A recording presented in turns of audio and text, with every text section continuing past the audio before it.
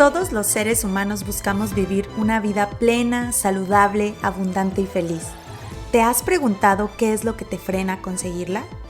Te invito a emprender el viaje de autoconocimiento para así poder develar tu historia y lograr ser compasivo contigo y con los demás.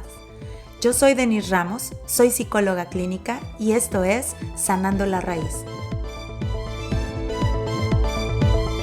Hola, ¿cómo están? Muy buen día tengan todos ustedes. Les agradezco estar por acá el día de hoy.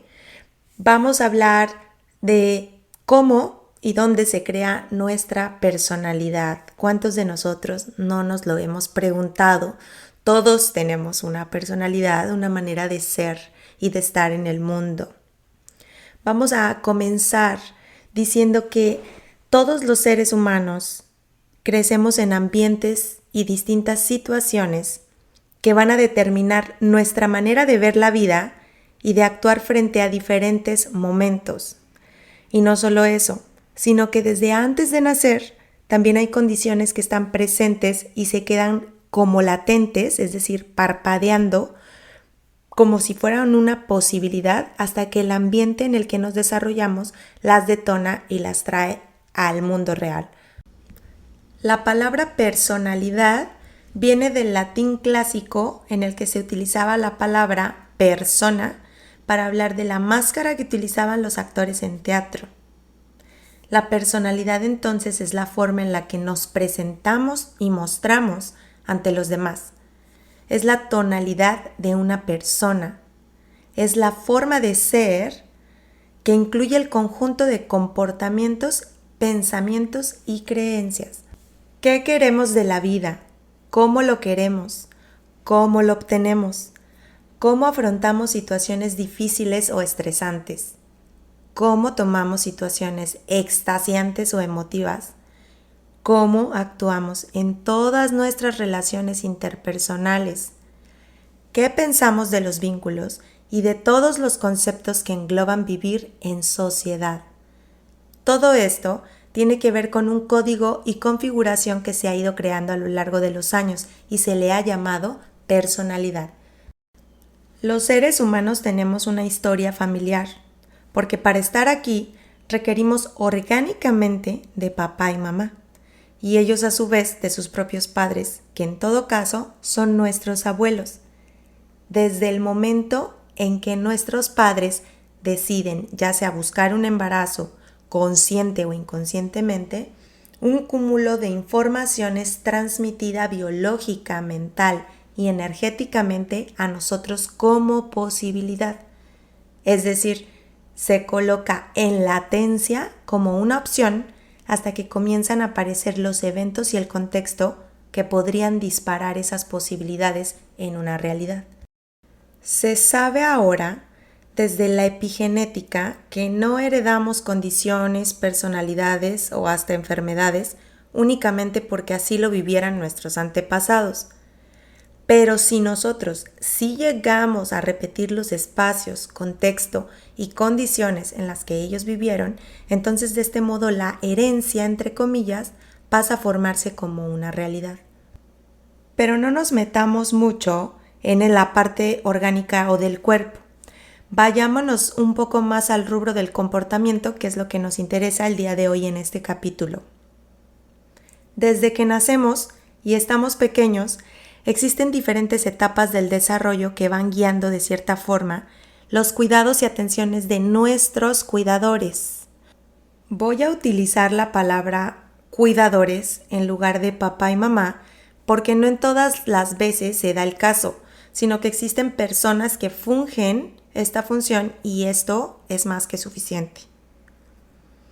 Las primeras etapas de nuestro desarrollo les indican a nuestros padres o cuidadores que somos 100% dependientes de ellos, porque requerimos alimentos, cobijo, higiene y vaya, para que me entiendas, hasta un sostén para nuestro cuello y cabeza.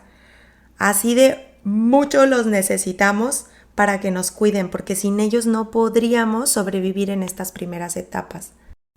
Aunque las necesidades no son únicamente biológicas, sino emocionales también, y es ahí donde encontramos varias interdicciones que van a crear las pautas directas con nuestra forma de ser y de ver el mundo. Desde los primeros momentos comienza a formarse un lazo entre nosotros y nuestras figuras de apego. Y sí, nos apegamos naturalmente porque nuestra propia supervivencia así lo dicta y lo necesita. Pero después debe llegar el momento en que nos desapeguemos también de manera natural.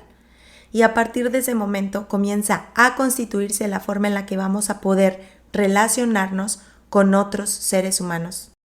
No podemos hablar únicamente de una sola cosa que determina nuestra personalidad.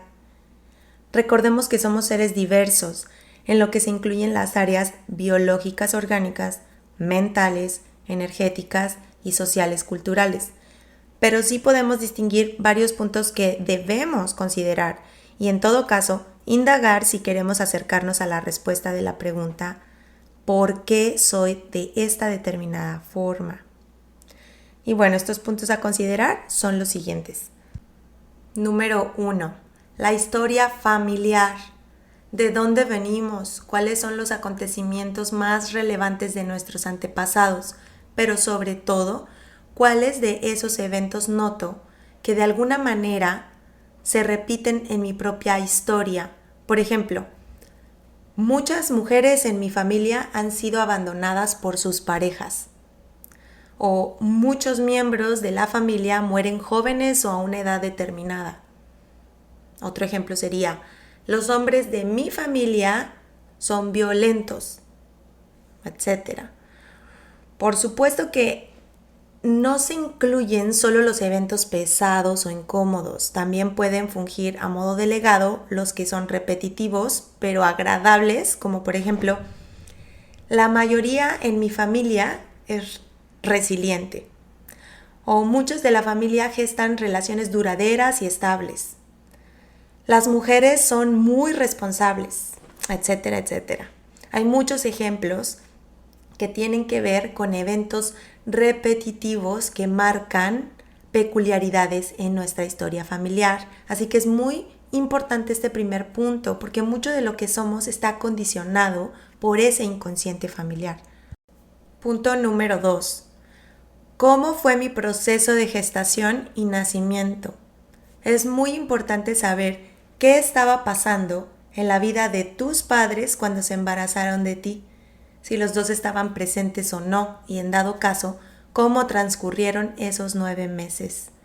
Indagar también cómo fue que naciste, cuánto duró el parto, qué tan fácil o difícil fue para ti y para tu madre.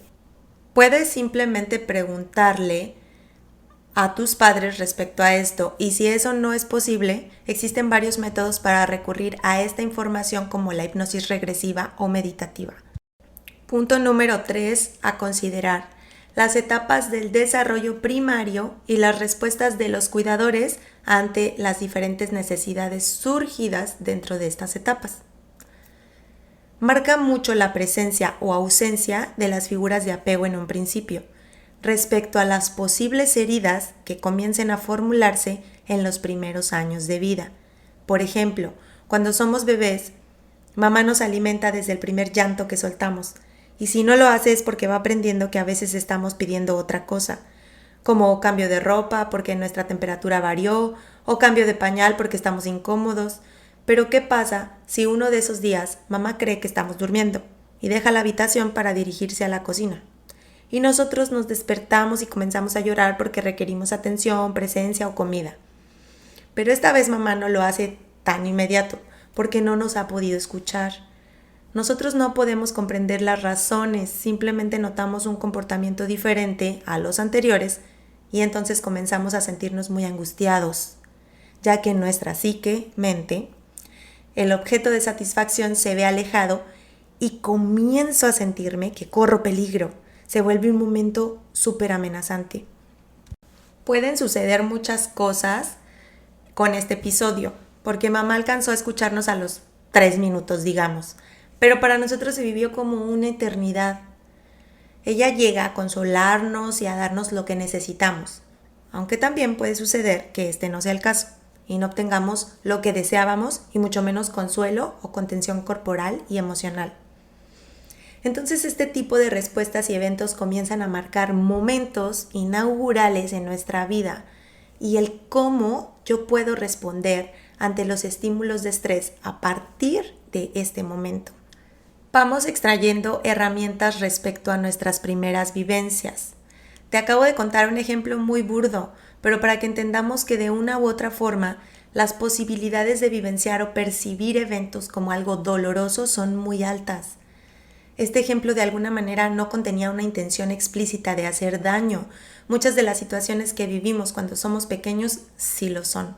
Por ejemplo, el rechazo o abandono de alguno de nuestros progenitores, alguna injusticia vivida en modo de abuso por parte de algún miembro familiar o de otras áreas como lo pueden ser la escuela. También sentirnos humillados o burlados en diferentes momentos, etc. Y esto conformaría el punto número 4, que incluye todos los momentos a partir de los cuales dejamos de ser bebés y de estar en brazos de los cuidadores y ahora ya somos niños. Nos abrimos a otros ámbitos de la vida, a compartir con más niños, a ser un poco más independientes respecto a nuestro cuerpo porque ya podemos caminar y hasta correr. Y también comenzamos a salir del vínculo familiar porque se llega la hora de acudir a la escuela o simplemente compartimos espacios diferentes. Estos últimos 2 puntos, estamos hablando de los 0 hasta los 9 o 10 años aproximadamente. Y punto número 5. Debemos considerar todos los eventos y las formas que comenzamos a adecuar en la etapa de la adolescencia, porque es un momento crítico para la configuración de nuestra personalidad, en el cual se vuelven a tirar todas las cartas en la mesa y hacer presentes los cimientos para la adecuación de la identidad principalmente. Así que ya sabes cuáles son todos los rubros que debemos considerar cuando nos disponemos a comprender un poco mejor quiénes somos y por qué somos como somos. Una de las formas más eficaces que hay para emprender este viaje de autoconocimiento y descubrimiento es la terapia. Pronto te hablaré de los tipos de personalidad y qué relación tienen con los mecanismos de defensa mentales. Por ahora, cuéntame, ¿te has dado a la tarea de indagar de dónde vienen tus formas de comportamiento? Gracias, querido interlocutor, por llegar hasta aquí. Recuerda que puedes contactarme siempre en sanando.desde.larraíz en Instagram o Facebook con el mismo nombre pero sin los puntos. También me puedes mandar algún correo a denisramosp@gmail.com, Denis con doble N. Estoy muy pendiente de ti y de tus preguntas. Me encanta leerte, muchas gracias. Te mando un cálido abrazo y nos vemos hasta la próxima.